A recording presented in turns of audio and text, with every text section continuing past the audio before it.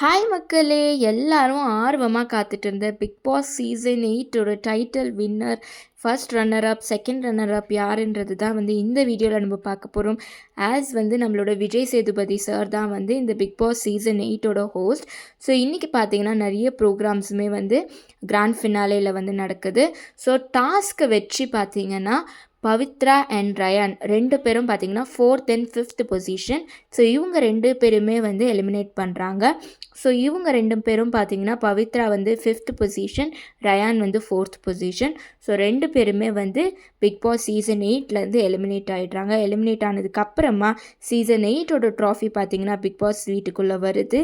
வந்ததுக்கப்புறமா இந்த ட்ராஃபி உங்கள் கையில் வந்ததுன்னா நீங்கள் என்ன பேசுவீங்க அப்படின்னு பிக் பாஸ் எல்லார்கிட்டேயும் கேட்குறாரு. ஸோ எல்லோரும் பேசி முடிச்சதுக்கப்புறமா பிக் பாஸ் இந்த குரல் உங்கள் கிட்டேருந்து விடை பெறுகிறது அப்படின்னு சொல்லிட்டு லைட்ஸ் எல்லாம் ஆஃப் பண்ணிவிட்டு நம்ம 3 பேரும் பார்த்திங்கன்னா ஸ்டேஜுக்கு வந்துடுறாங்க.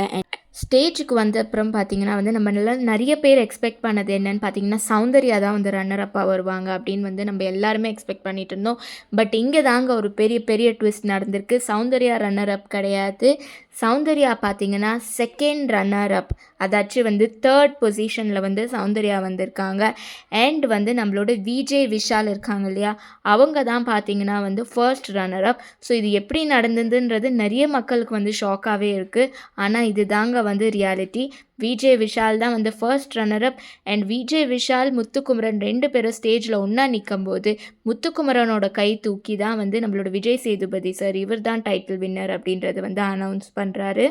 அண்ட் சீசன் 8ஓட கண்டெஸ்டன்ட் ராணவ் சொன்ன மாதிரி அந்த ஏஆர்எம் ரூல் படி தாங்க முத்துக்குமரனும் பார்த்தீங்கன்னா இந்த சீசனில் டைட்டில் வின் பண்ணியிருக்காரு. இந்த மாதிரி இன்னும் சில அப்டேட்ஸ் தெரிஞ்சுக்க மறக்காமல் நம்ம சேனலை சப்ஸ்கிரைப் பண்ணிக்கோங்க.